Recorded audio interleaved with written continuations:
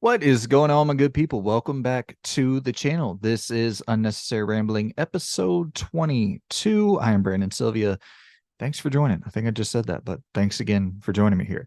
Solo podcasting at its finest. I haven't recorded solo in a couple months, so I'm knocking the rust off a little bit here. But yeah, man. I guess go ahead and address that. I uh try to make this long story short, a big career change is taking place in my life. And I don't really know how much time I'm going to be able to fully commit to this podcast, this show, the doing content in general. And crazy enough, Jeffrey at right around the same time made a slight pivot in his career that limited his time a little bit as well. So we figured for the time being to put the pod on the back burner. Still my homie. We still chat bullshit.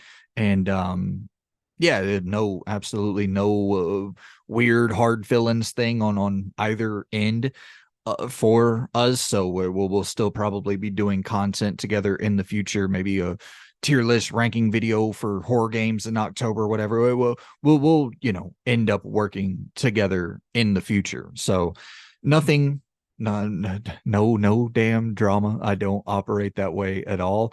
But yeah, so it's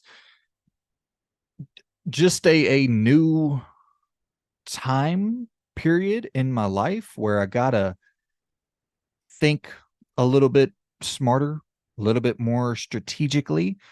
Um, but no worries on your end either. I am going to continue making gaming content. I love this shit more than just about anything on the planet. This is my passion 1 million fucking percent. Um, but you know, you got to kind of prioritize at times. And yeah, so that's what I'm trying to do here, trying to prioritize as best as I can for the future content on this channel. I don't really have any laid out plans set in stone. I'm thinking of things, and I guess I'll go ahead and kind of let you know where my brain is beginning to go. I'm not saying this is, like I said, this is not set in stone. This is not locked in 100%, but I am thinking, as you all noticed, there was no community poll this week. And for one, that's because I'm having to record a little bit earlier because I imagine I'm going to have to edit a little bit more when it's just, one person recording.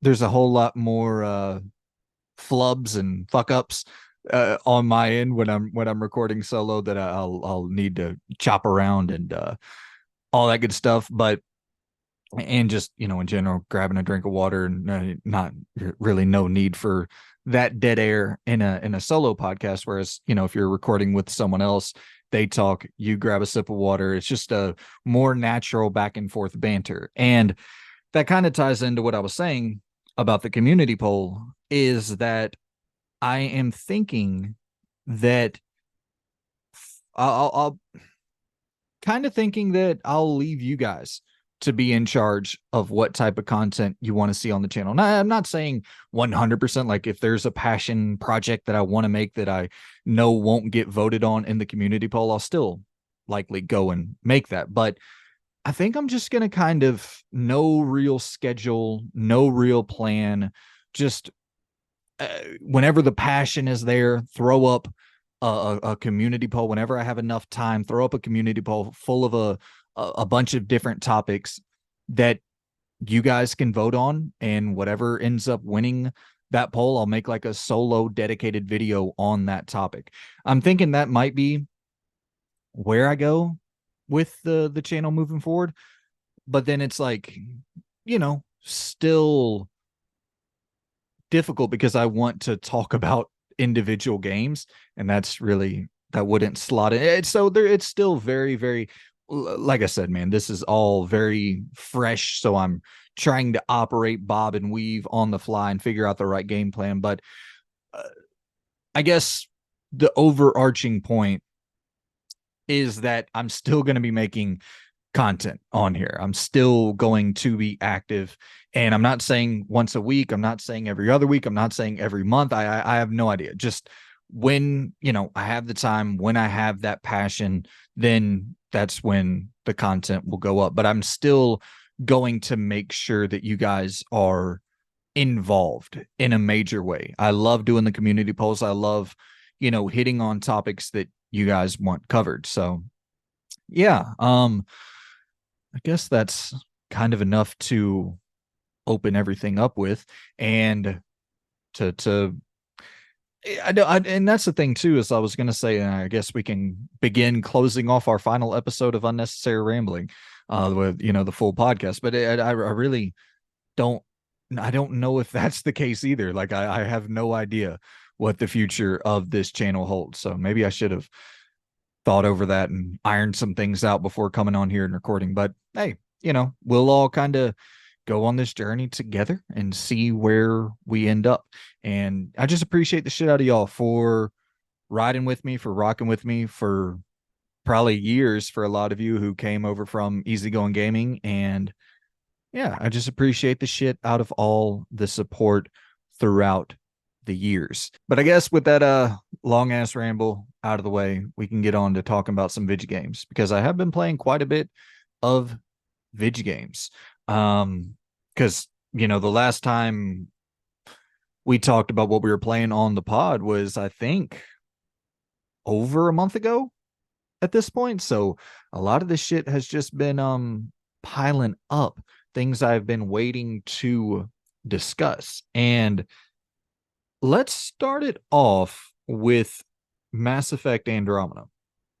So I never played Andromeda before. Well, I played very briefly, played Andromeda before recently. And I just booted it up and I was like, man, this just doesn't have the same heart, soul, DNA of Mass Effect 1 and 2. And I even thought 3 was beginning to lose that soul, lose that DNA, a lot of it. And and then I was running into bugs and shit when I first played it. I was like, I don't want this experience to taint my Mass Effect enjoyment, my overall enjoyment for the franchise. So I put it down, and I've been playing a lot on Xbox lately. And I'm just scrolling through Game Pass, and I constantly see it sitting there. I'm like, motherfucker, man. When am I going to, because I gotta check this thing out. I 1 and 2 are two of my top 5 favorite games ever. I still do enjoy 3 a decent amount.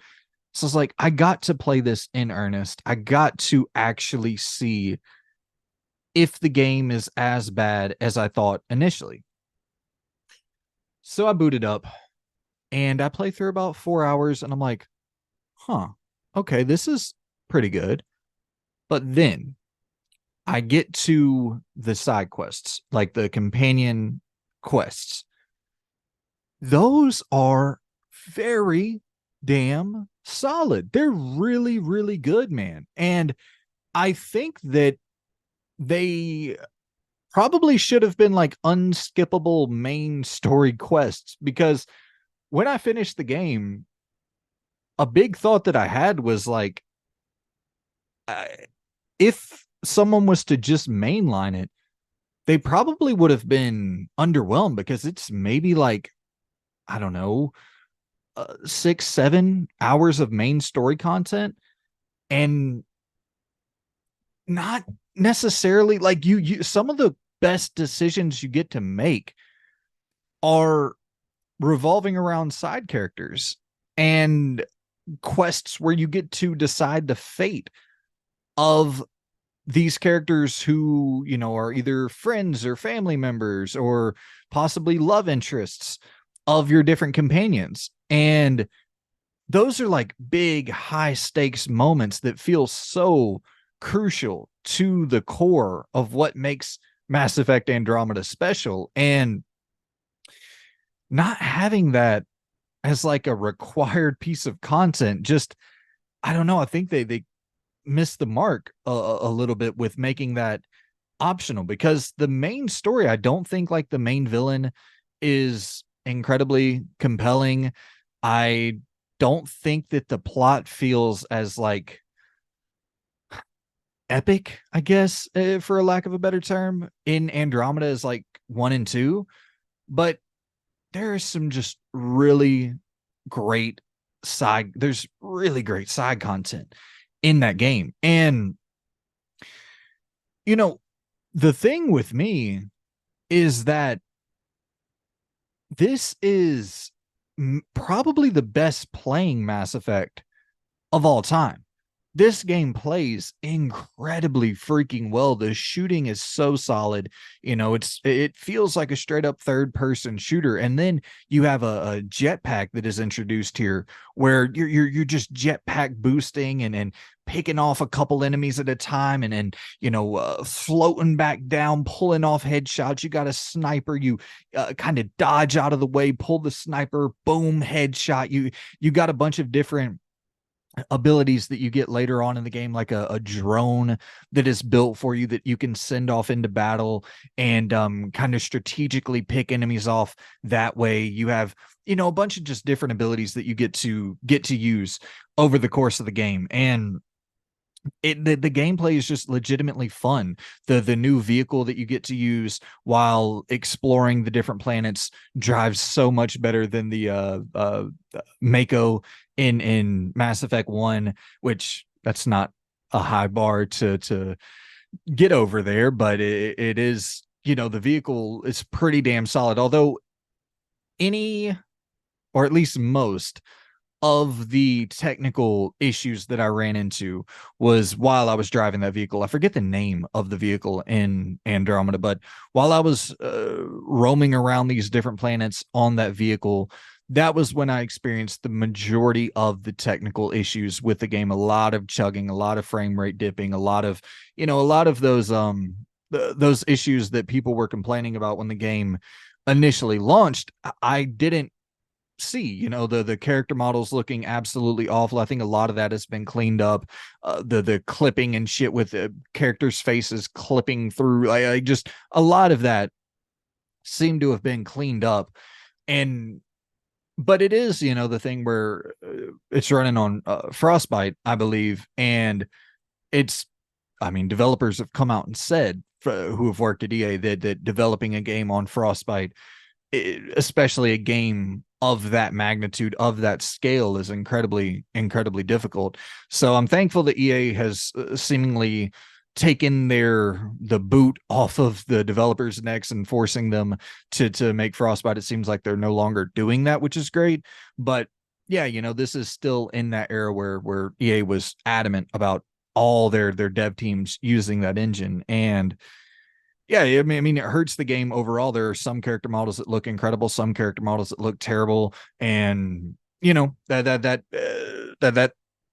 you have those issues that pop up throughout the game pretty consistently. But overall, I would say it's been cleaned up quite a bit. And uh, my biggest complaint with the game is it just seems like the decision making is not quite as advanced or important as the Mass Effect 1 and 2. It seems like a lesser of a focus for Andromeda than it did for 1 and 2. There are, like I said, still some big decisions that you get to make. And overall, I think the game was damn good. It was cool to see some of the plot lines carry over from, Mass Effect 1 and 3, such as like the Krogan dealing with the genophage, and the uh like the Turian and Solarian, the hostility between the Krogan, the Turian, and the Solarian races. And so that there's cool plot lines that carried over from, and even references to, the N7 and the Normandy and shit like that you can find out in the world. And yeah, I appreciate this game a lot more going back to it now than I ever did before. Do I think it is? I'll say this. It's probably a hot take. I think I enjoy it overall more than Mass Effect 3. I think the gameplay is just it's the best playing Mass Effect ever. From a moment to moment basis, the gameplay is absolutely freaking incredible. It's really really smooth, really good. Some boss fights are epic in scale, maybe, simplistic in how you take out the boss, but the scale of it, the spectacle of it, it can be epic at times. I Some of the location diversity I think is some of the best in the series. Although, by opening up these locations into smaller open world segments, you do lose some of that.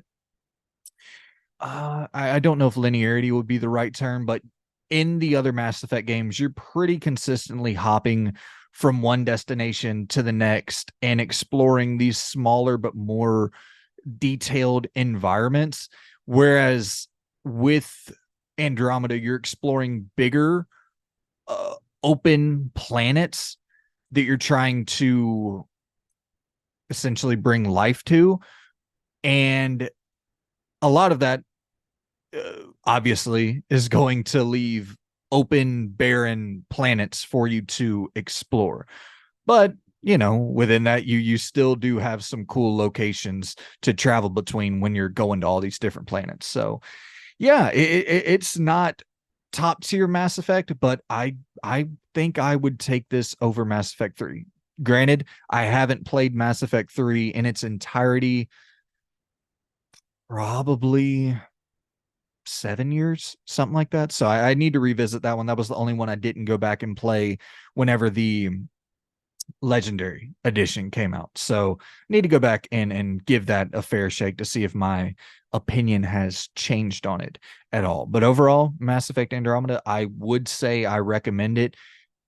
Just, don't go into it comparing it to 1 and 2, because I don't think it lives up to either of those games. All right, and now let's hop on over to Gylt. This is one that Jeffrey recommended to me, that he dove into a, I don't know what you want to call it, whimsical horror game with a kind of cartoony aesthetic, a bit of a lighter horror vibe, but still touching on some darker themes. The subject material is a little bit darker than you would expect when just looking at the visuals. A lot of themes of bullying and depression and these things that can impact you at a very young age. And it's I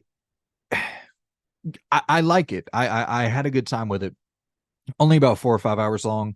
Real easy, simple game to get through. Although I will say there were two puzzles in this game that I had to look up a guide for, and that really, really surprised me. Just with the cutesy nature of the game, I was like, okay, there's a little bit of complexity here that I wasn't expecting. So, hats off to I forget the damn name of the is it Taser? No, that's the team who did Little Nightmares, if I'm not mistaken. Damn, I can see their logo in my head. They have made other good horror games. Regardless, the shout out to that team. I think they made something pretty cool here with Guild. It's not, in my opinion, it's nothing that's going to blow you away and be like, I've never seen anything like this before. You've seen it before. It's a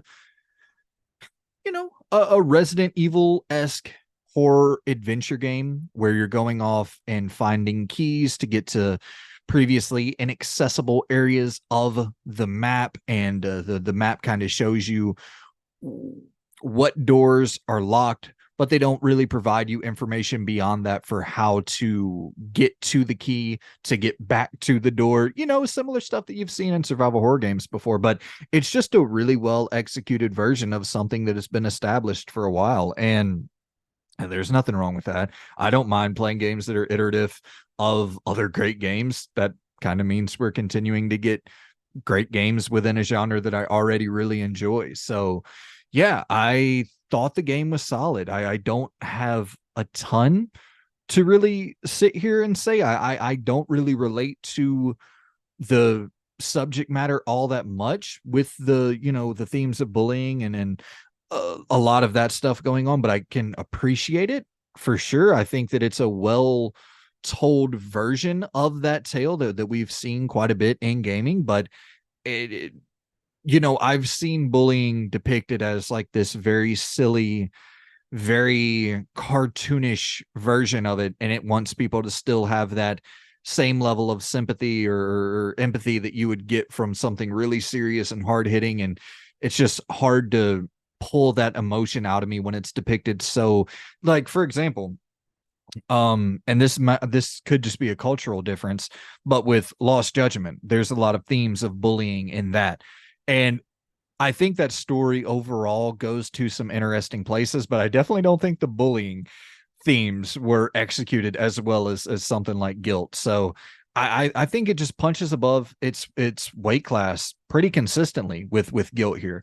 And I visually it's striking. Like I said, it has that cartoonish aesthetic to it. um and yeah, got to the end of it. There's some interesting boss battles that take place that are more revolving around environmental takedowns, which you guys know, who have heard me praise the Evil Within one. That was one of my favorite things about a couple of the boss fights in that game, was the way you could kind of avoid bosses. I think that's such a underutilized vision, an underutilized mechanic in games, is how to best avoid combat encounters, how to best avoid bosses. Because I think in a scenario where you want to make a boss feel so overwhelming and overpowered, the best way to do that is, in my opinion, not to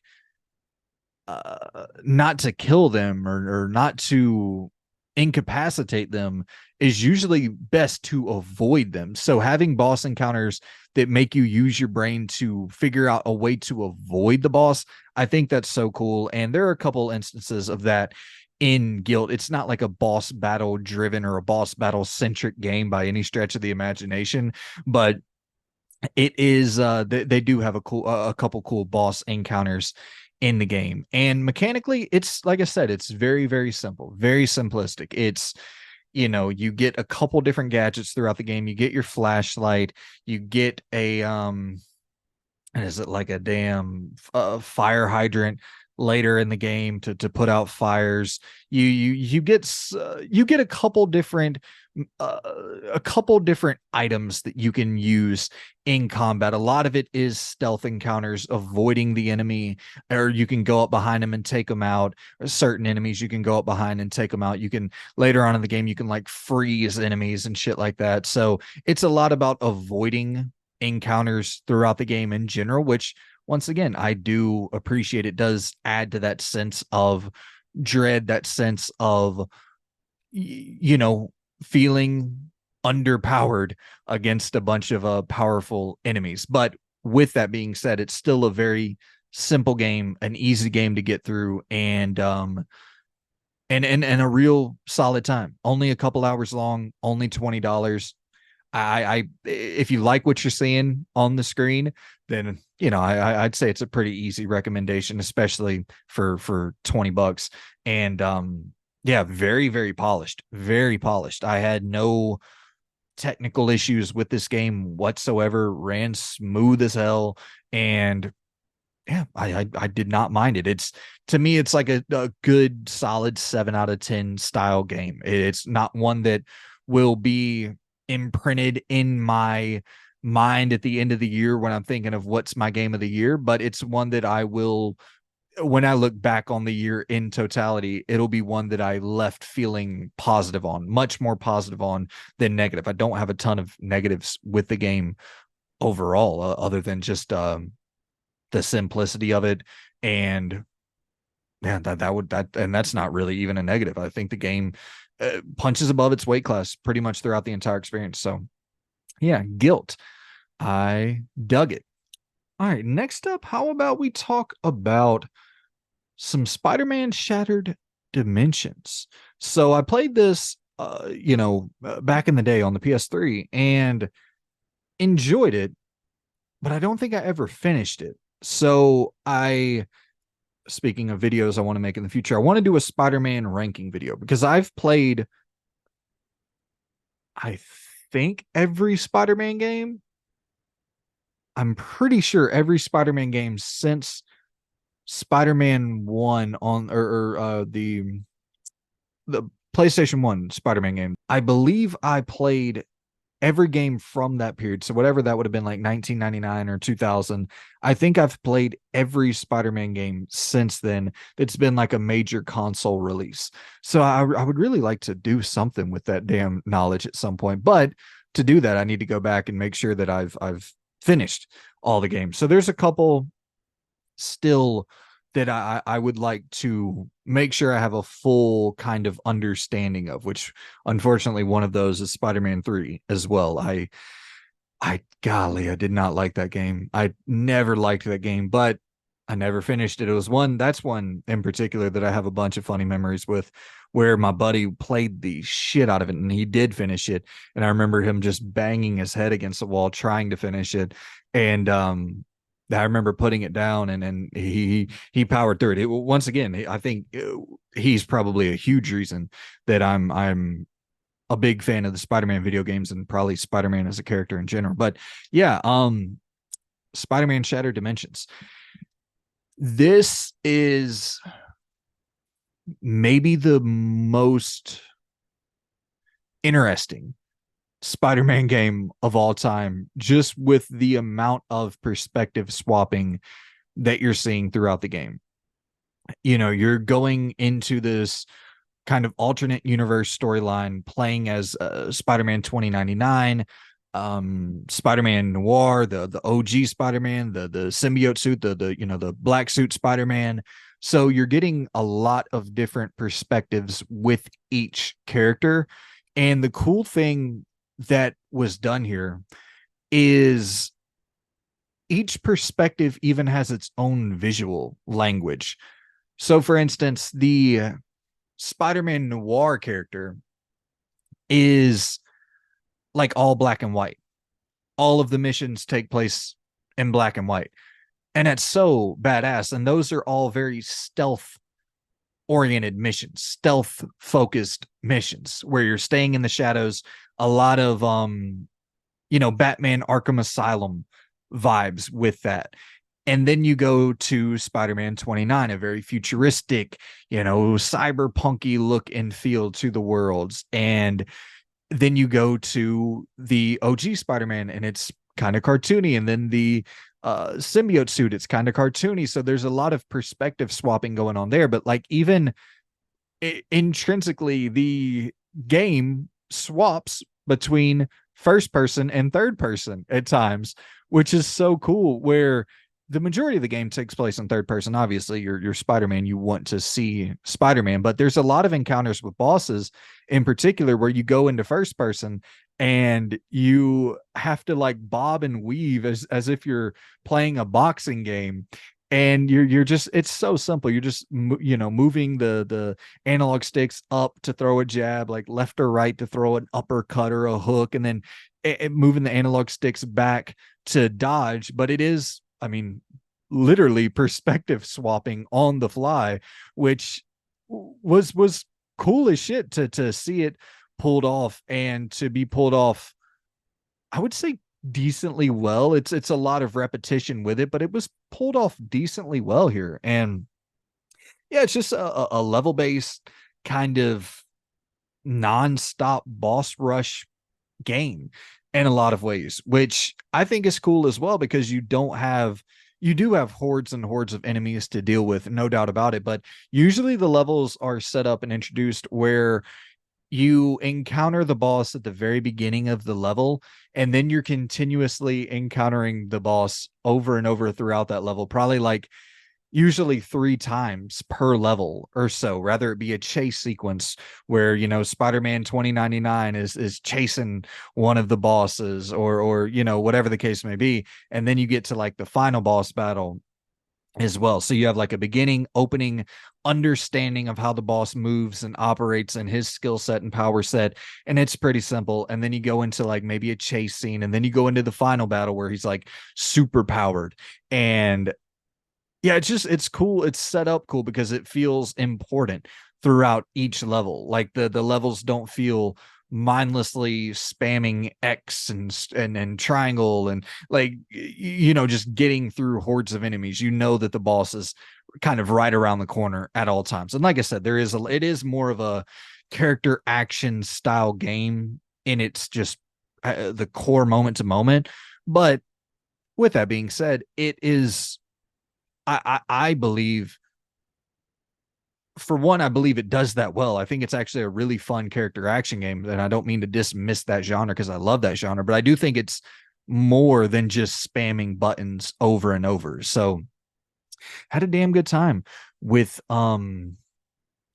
Spider-Man Shattered Dimensions, and the villain lineup is sick as shit because, like I said, it's all level by level based, and so you're every single level you're getting a new villain. You're getting a lot of villains that you don't see often in Spider-Man media in general, or at least Spider-Man films and games, with like Hobgoblin and Hammerhead and Craven, and so you're getting cool villains. You're getting some solid boss battles. I think the boss battle with Electro is really damn fun. If I'm not mistaken, I think that's the gameplay that I recorded, if I'm not mistaken. So whatever you're seeing on the screen, that's the gameplay that I recorded. But yeah, there's some cool boss battles. Sandman has a pretty cool, challenging boss battle. A lot of the Spider-Man noir battles are interesting because, like I said, it's some more stealth oriented. So it's kind of about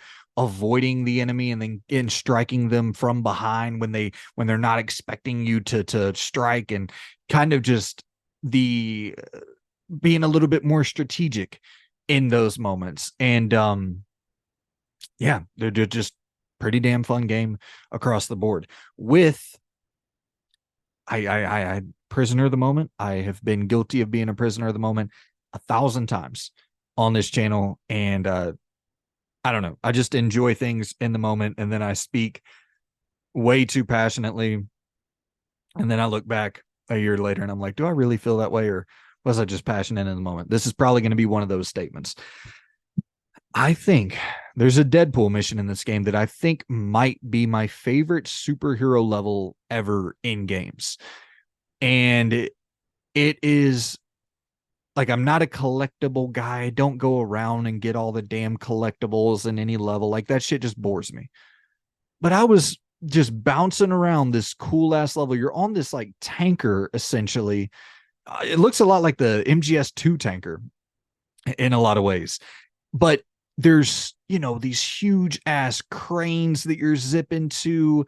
There's like hidden crevices, hidden areas in this tanker that you can go in and like pop out into a different side of the tanker, and it's just so fucking involved and fun. And then the Deadpool battles are awesome, and it's like challenging, and this story setup for the Deadpool segment is badass. It's just a really, really cool moment of that game. But yeah, Spider-Man Shattered Dimensions, I would definitely say here's the thing is, like, I want to say I recommend it, of course, because I enjoyed the shit out of the game. But it's like, what the fuck? How can I recommend this thing when I think on eBay now it's like $90, $100, something like that? So I can't fucking recommend that. It's I don't know, maybe 7, 8 hours or so. I'm not saying hours should equate to value, but I'm not going to ever recommend anybody pay more than full price for a game, and especially not a game from 2000 and I don't fucking know. I would assume 2009, 2010, somewhere in that 2008 to 2011 realm, I would imagine. So yeah, it's a bummer that it's so expensive. It's a bummer that Edge of Time is so expensive, and I think even Web of Shadows is up there.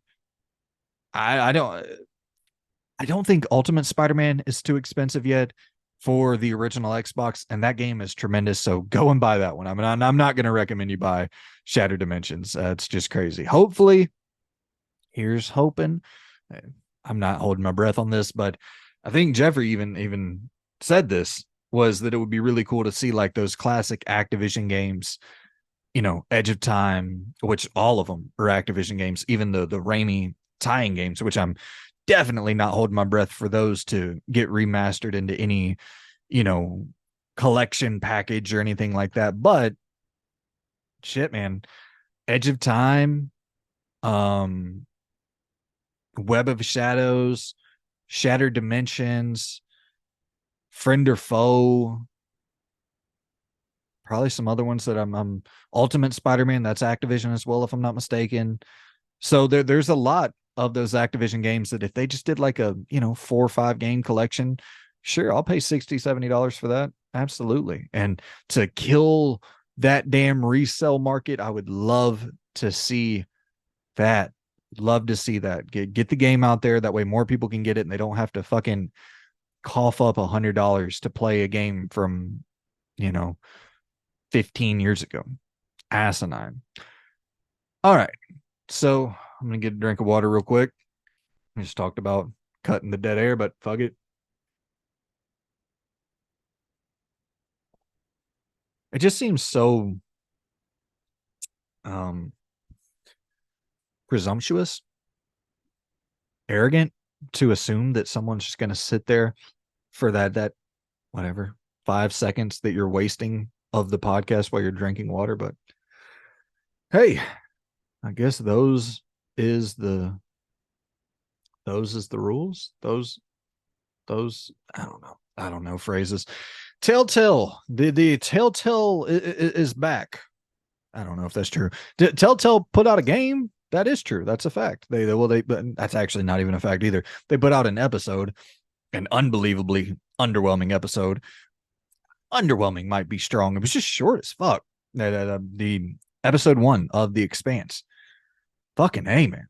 Really, really short. It's an hour long, which I don't remember because I don't. I mean, correct me if I'm wrong, but don't hold me to this. Is I remember playing the Batman Enemy Within episodes episodically, and I just remember them being a whole lot longer than an hour.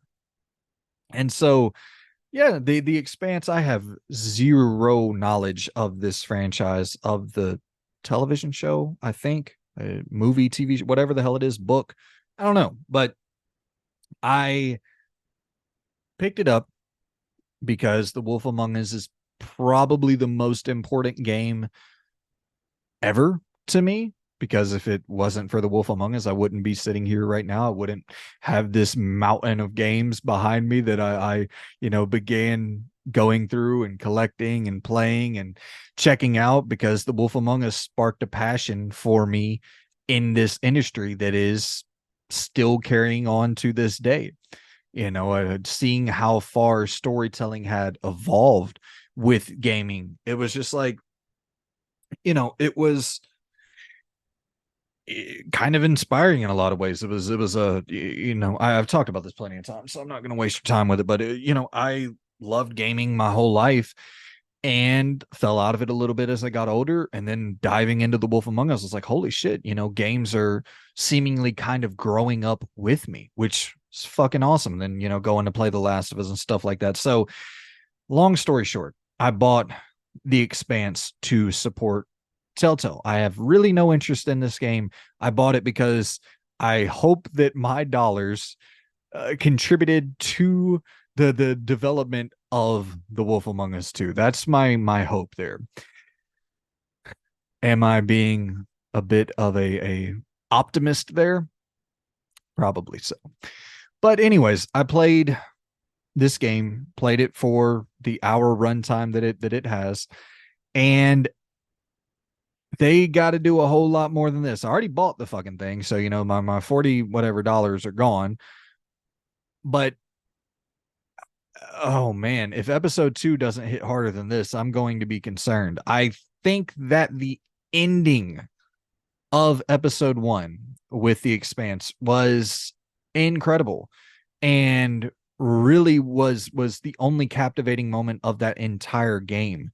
Because another big moment they totally spoil in the trailer, which I get, you got to market the game, but shit, man, that was a big moment that I just didn't catch me off guard, or the ramifications of it, at least to this point, haven't really materialized yet. So I don't know what's going to take place further on down the road with the Expanse. But the end moment is a big moment, and one of those moments that um it should be impossible for that to fall under the illusion of choice banner. I'll just say that. I don't want to spoil anything because it's like, that's the entire game is narrative and storytelling. So, but yeah, I don't think they're going to be able to circumvent the fact that that is a decision that you make that cannot be wrapped all back around into the same overall package that you were going to deliver with the story, regardless of the decision that you chose to make or chose not to make. Like it's a big decision. I feel like I'm already spoiling too much, but it's a big decision. And it, I think that the Expanse seems more expansive. Yeah. Fucking hardy har har than any of the other Telltale games. I do think that it feels Dead Spacey in its DNA with the exploration of these ships, and mild horror definitely is infused into the Expanse with a lot of just totally decimated uh we'll say soldiers aboard these ships that have just been decapitated and had limbs chopped off, and you're walking around these blood filled environments and in these very dark spaces, and having to dismember characters yourself so that you can just use their hand to scan in through a door. So it's dark in its tone. It's very the main character that you play as, shit, man, my memory is starting to go. It's a lady, dark hair, whatever the hell her name is. The main character that you're playing as, she has like this badass persona going for her. She seems a little bit cutthroat, which very much made the final moment of that game intriguing based off of the way she was acting before. So I'm curious to see more of it. For sure, curious to see more of it. How it's going to play with that final moment is the big thing that is leaving me lingering around to see more. And also just, it seems like everybody in your crew is kind of fucked up. And from what I gather, you're playing as essentially like this scavenger, robber, fucking space pirate type character, if I'm not mistaken, or an entire group. So that's a compelling hook, but there just wasn't enough there. Like, say I was paying episode by episode, I'm not sure I would pay for episode 2. That's kind of how I'm feeling. But the final hook, the final moment of this game, or the first episode, you know, depending on the price for the episode 2, I might have bought just to see how that ended up playing out. But yeah, it's a slow burn, and it's only an hour, and that's just not really a great combination. Plus, like I said, I don't remember the main character's name. I don't really remember any of the characters' names because I didn't really get that long to spend with them, and didn't really have any of my hooks built in to have any sort of passion to see these characters' story arcs individually. I have passion to see the final moment and how that resolves, but individual character arcs, I'm not really bought into any of them. But it is just the first episode. I paid for all the other ones, so I'm gonna see it through. Plus, you know, uh, fuck it, it's something that I can talk about on here. So, The Expanse, episode 1, Telltale back in the mix. Not coming in a big bad way just yet, but I I'm curious to see more. Curious to see more. I think it looks a little bit better. Still doesn't look. It's not a great looking game by any stretch of the imagination. But hey, we'll see. All right, and I guess staying on theme here of like narrative decision making games, let's head on over to Oxenfree 1. I saw this on sale, or just I don't know if this is its price generally, but I saw it for $10 on the Microsoft store. And I was like, shit, okay, I kind of want to play Oxenfree 2. That just came out. So, which I don't, Oxenfree 2 is not on Xbox, which is a bit of a bummer, but I was like, all right, whatever. I'll check this out if I like it. You know, this $10 investment. If I like it, I'll buy the second game. Yeah. Uh, I know that people are probably already angry with me here. I think it's okay.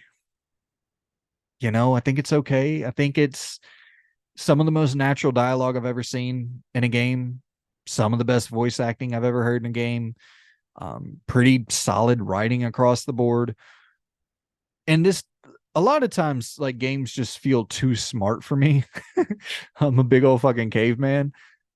And this kind of feels like it's in that realm where it's like, I just don't know if I get it all the way. Like there might be some theme or message here that I didn't pick on, didn't pick up on that the rest of the world picked up on. But from a gameplay perspective, that's the thing that was just so boring to me with Oxenfree. You know, people use the term walking sim very loosely, and myself included, but this is a walking sim to its core. You know, there's nothing else going on but walking and making dialogue decisions. And I don't mind that, you know, but I felt for one that the dialogue decisions didn't seem to have the impact that they would in a Telltale game, in a Life is Strange game, in a Quantic Dreams game. Like it didn't feel like you were making those high stakes decisions in Oxenfree, which is, you know, I'm comparing a much smaller team to kind of AAA teams, which is unfair just inherently. But, you know, when you're making decisions, I do like to have a little bit more agency, a little bit more control over where the story goes. And I didn't quite feel that with Oxenfree. And that's not to say you can't make slight alterations to the outcome or even to different character interactions that'll take place. You can, for sure. And then those moments are the highlights of the game.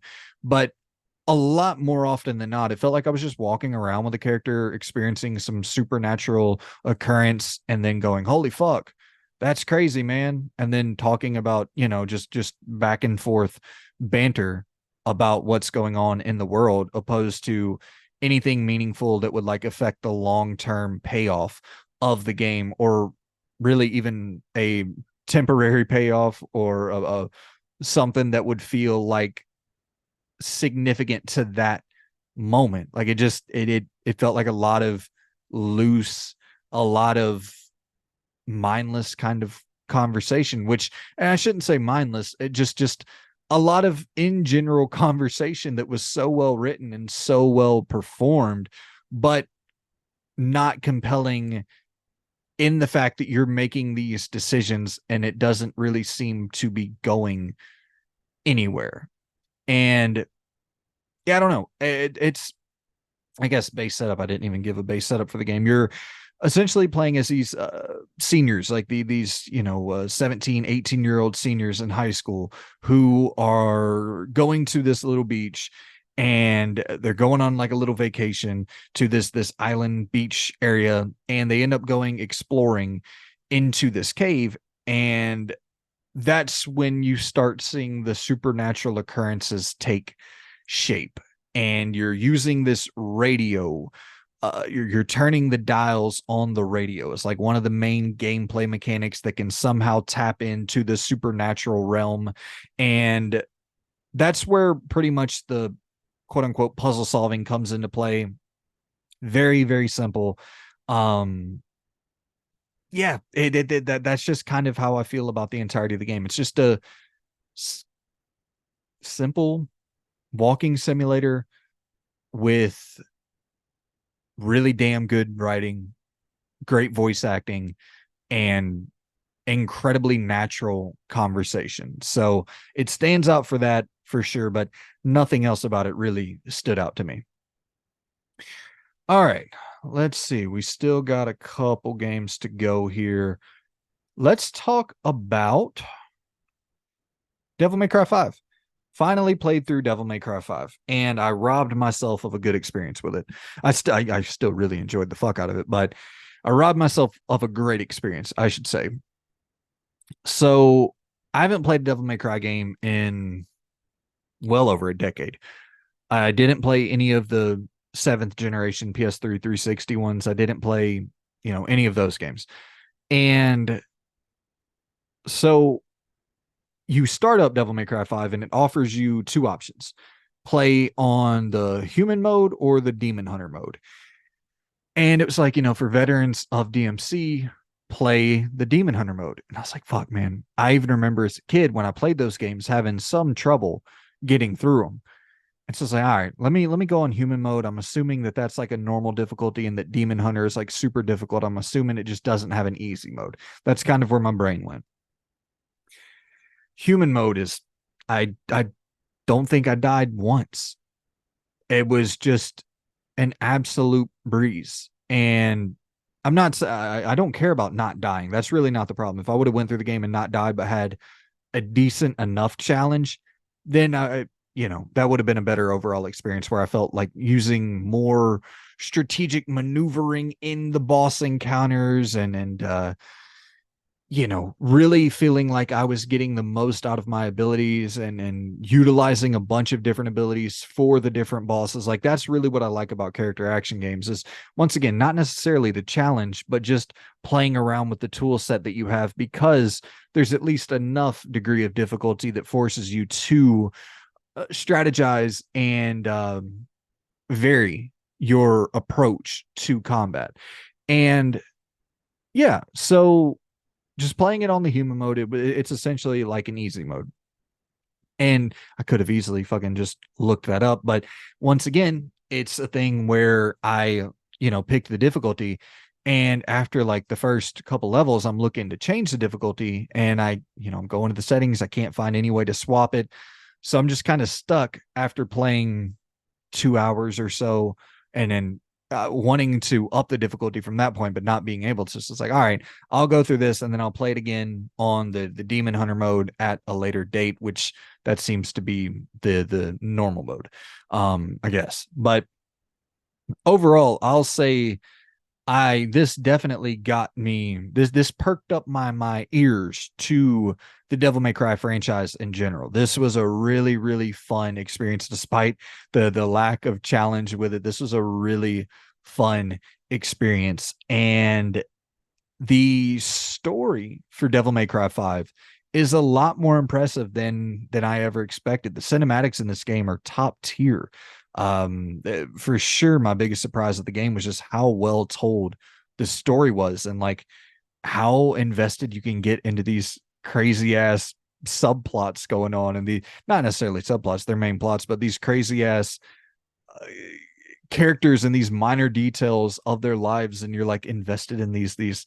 I don't remember that ever from the original games. I don't think I ever cared about the stories at all. So that was surprising that I was actually into it, and how well made and in how damn good the cinematics looked. That I did not expect that at all. So shout out to Capcom on that front as well, and shout out to the RE engine, man, just powering dreams, powering Devil May Cry 5, powering Resident Evil, powering, if I'm not mistaken, Exoprimal is on the RE engine as well. So it is a versatile beast that they have running over there at Capcom. But my biggest complaint with Devil May Cry 5 is not being able to swap between like your special moves, your devil trigger moves on the fly, where you would essentially, you have like these badass moves that you can pull off that you have built for you that goes on Nero, I believe. Yeah, Nero's arm,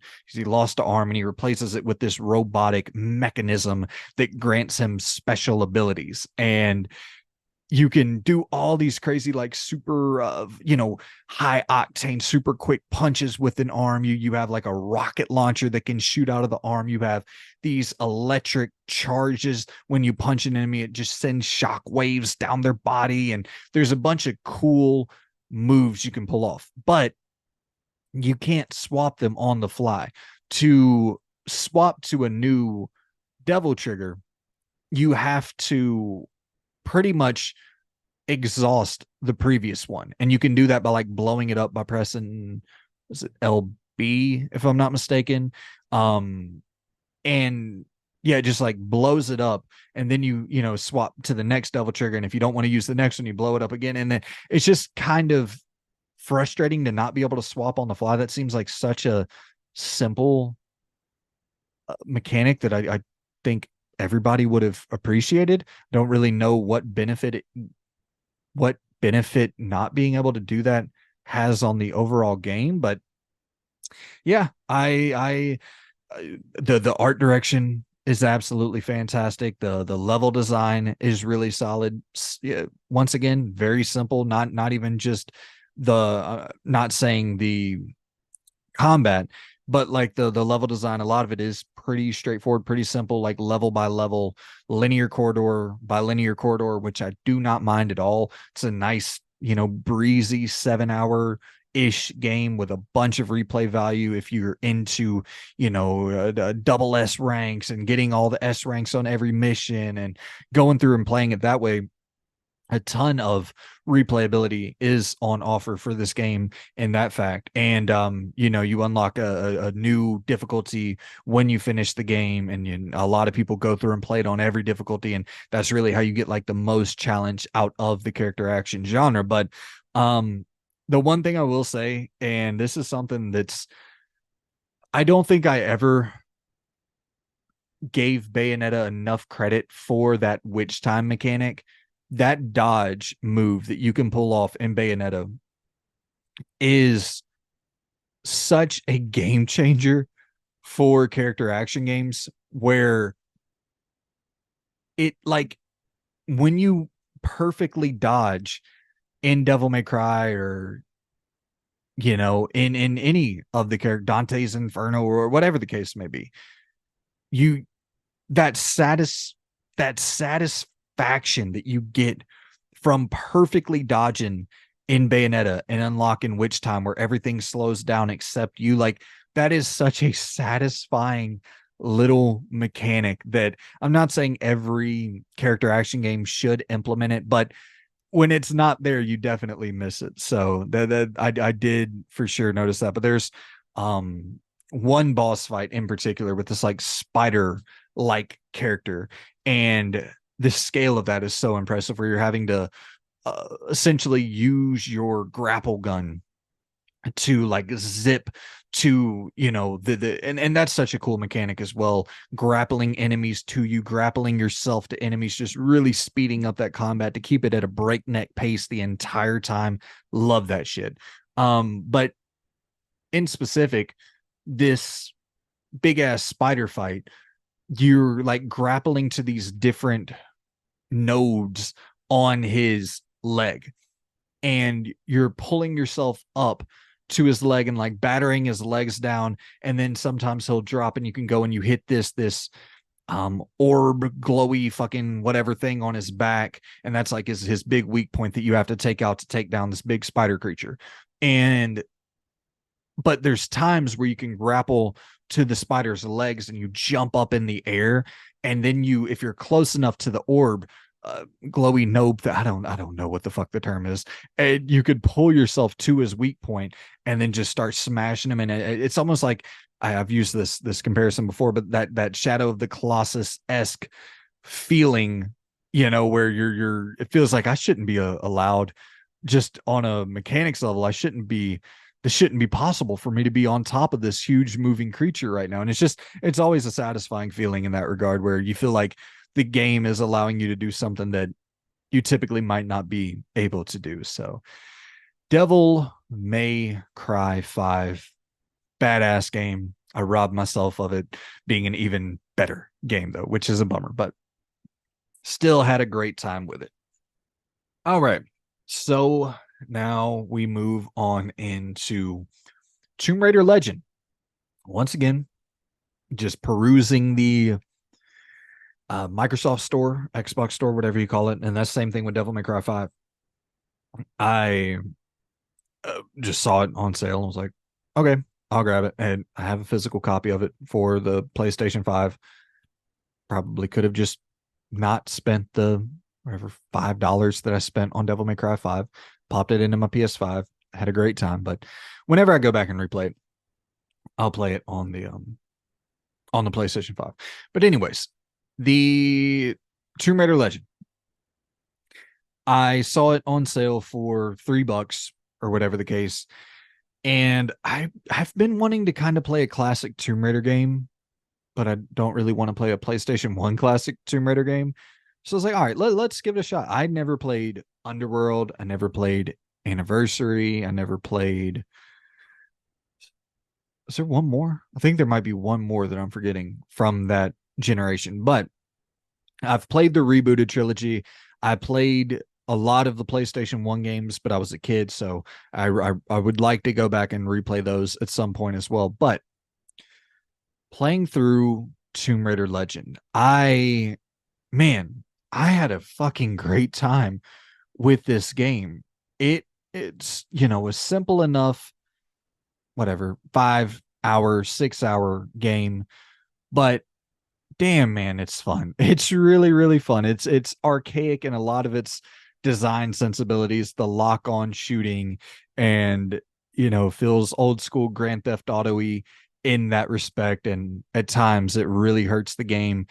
Certain boss fights, like there's this big snake boss fight where you have to lock on to these like towers, and you shoot at the tower, it rings, it makes some sound, and then you shoot at this like cage thing that comes down and smacks the snake on the head.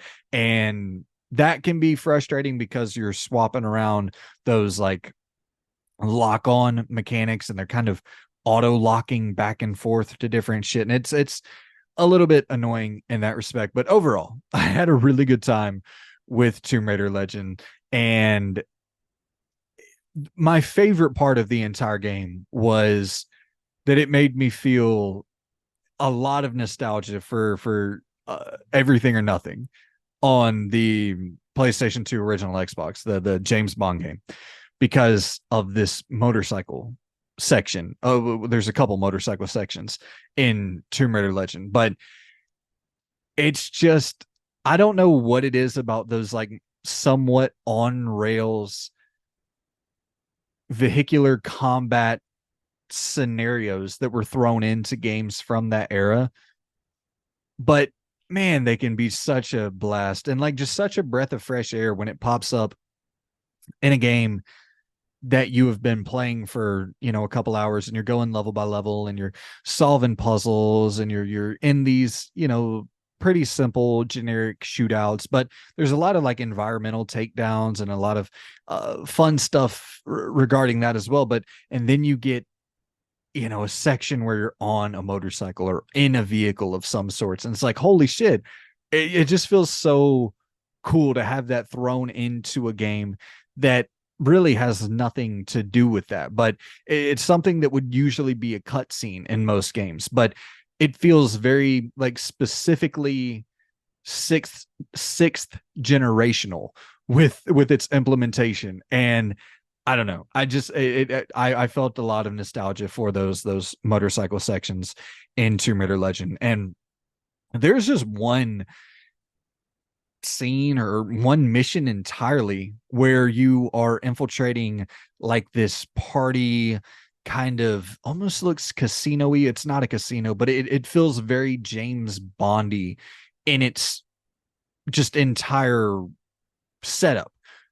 The visuals of it, the way that the way that combat is introduced. And it also made me, and I don't know why I'm talking about James Bond so much here, but it really though, I felt reminded while playing this how much of a badass Laura Croft used to be, and how like cool she was. And I'm not, I don't care which direction they go with Tomb Raider. I love um Rise of the Tomb Raider and the 2013 game. I enjoy the shit out of both of those titles, and I still need to play Shadow of the Tomb Raider, whatever the hell it's called. I need to play the third game. But I love those two games. But I it's more somber, a little bit more sad, depressing, kind of leaning into that God of War, Last of Us, leaning into, which I know it came out before um God of War, but leaning into a little bit of that more mature, more cerebral, attempting to be more cerebral, be a little bit more depressing overall, and more serious. And I appreciate that and respect that, but I forgot, like, Laura Croft's a straight up badass, treasure hunter, kind of, once again, similar to Nathan Drake, similar to James Bond, and a lot of the way that she carries herself.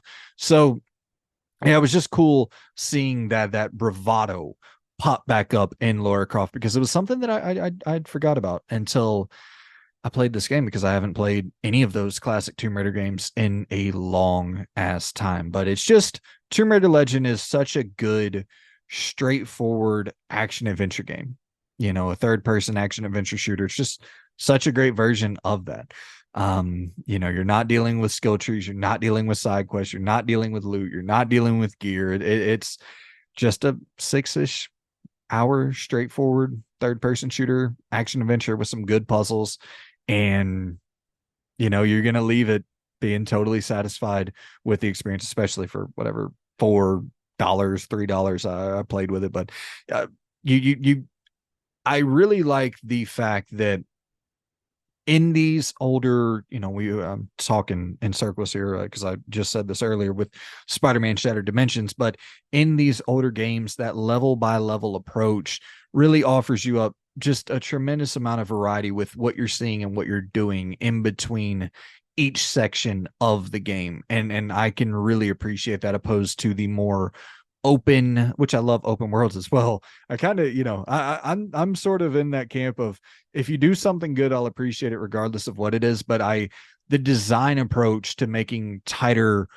level by level missions, it does mean that there's just more variety in what you're going to see throughout the game. And, you're going to Japan and Peru and Africa and underground bunkers, these Soviet Union underground bunkers. And it's just, yeah, it's constantly, as soon as you're like bored of a section of the game, you're getting thrown to a new one. And yeah, puzzles, like I said, are solid. A good degree of difficulty with the puzzles, a good degree of complexity with the puzzles.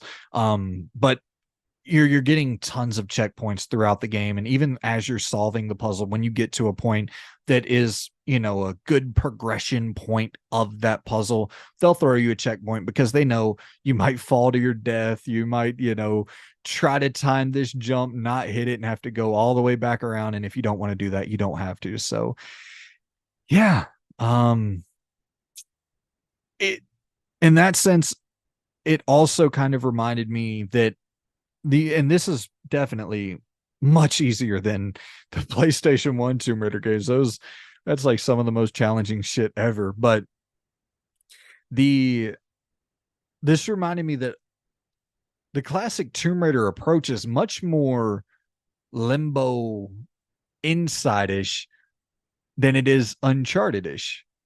It is a lot more, it's just like a more complex version of an Inside or Limbo, with not saying the puzzle solving, but like, the basis for most Tomb Raider games is solving puzzles, and then it just, branches off where you can also shoot, and you can also do like these other things. But it it, I, this just brought back a lot of like the memories that I have of the old school Tomb Raider games, and what the focus of those used to be. And it's like, oh yeah, it's a little bit more puzzle solving than it even is action, or yeah, or storytelling. Or so yeah, it was just it was a nice return to something that I have some nostalgia from in my past.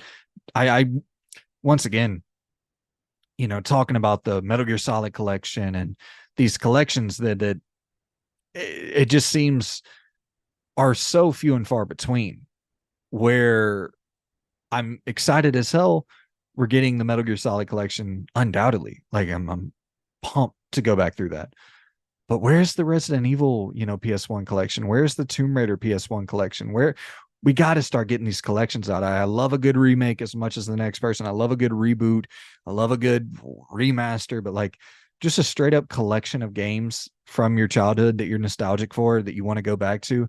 It shouldn't be that this damn hard to go back to them. So I'm at least glad that you can go back to Tomb Raider Legend on the Series X, play through it with the backwards compatible functionality that is offered up there. And yeah, that is going to be the episode, my people. Like I said, who knows what the future of this show will be, what the future of this channel will be. I'm gonna try to figure all that shit out in the matter of the next couple weeks. But if you don't hear from me for a little bit, um, you know, I'll be back with something. I'll be back. I'm gonna talk about games. I'm not gonna not talk about games. I've tried it before. My addiction, passion, whatever you want to call it. I guess passion's a more positive spin on addiction, but my passion for this shit, fucking love it. I love chatting with you all about games. And